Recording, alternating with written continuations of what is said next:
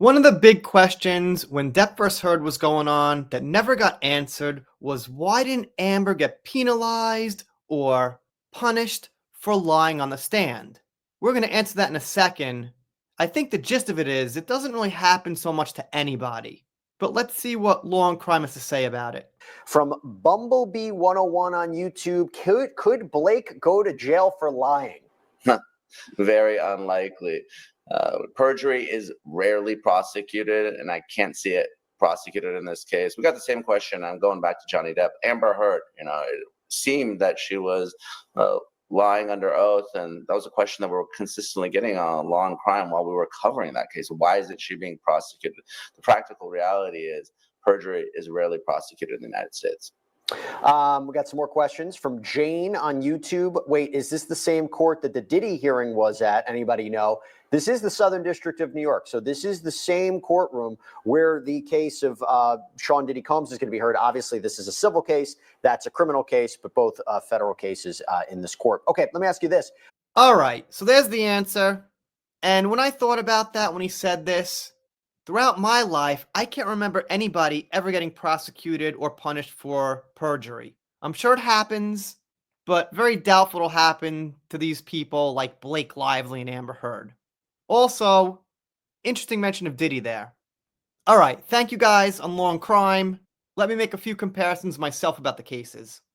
Similarities between Amber's case and Blake's case, both high profile, involving well-known celebs.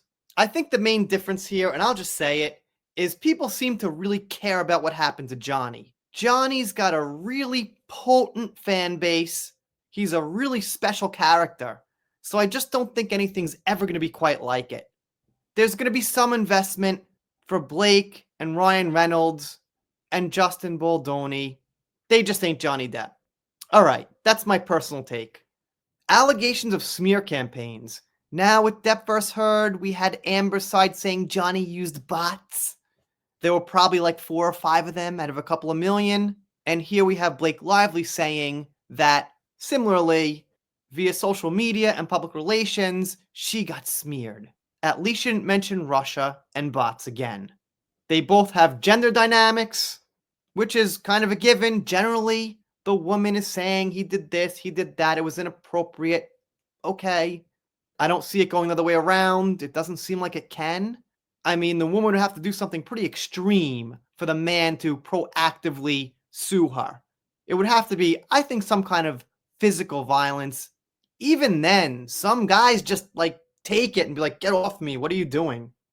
And of course, kind of similar to Diddy in some ways, both high profile, both complex legally, both public, and of course, Diddy being accused of inappropriate behavior, which we know he was doing to a certain extent, at least with Cassie. So it's kind of like Blake Lively's a part 3 in this series. Anyway, let me know what you think in the comments below. If you're not subscribed here, consider it. If you don't, I'll be sad, but I'll get over it. See you next time.